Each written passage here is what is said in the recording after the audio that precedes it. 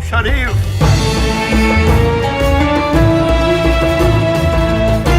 النبي عليه الصلاة والسلام قال إن الملائكة باسطة أجنحتها على الشام.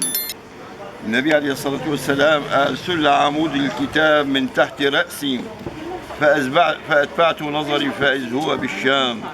قال ما أولته يا رسول الله؟ قال العلم والدين في الشام. النبي عليه الصلاة والسلام اسمع هذا الحديث، هذا الحديث فيه إعجاز.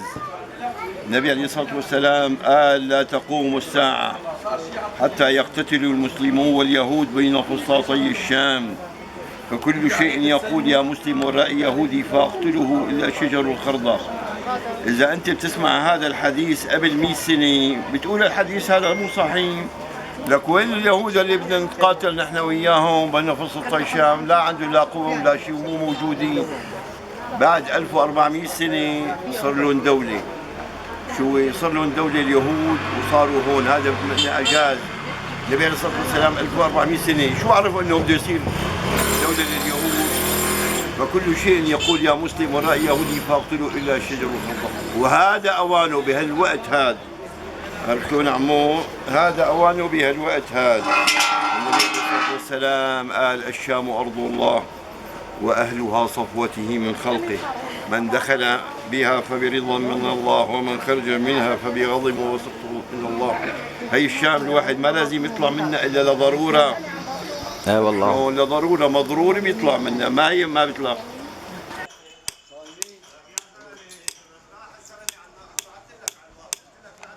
من مصر.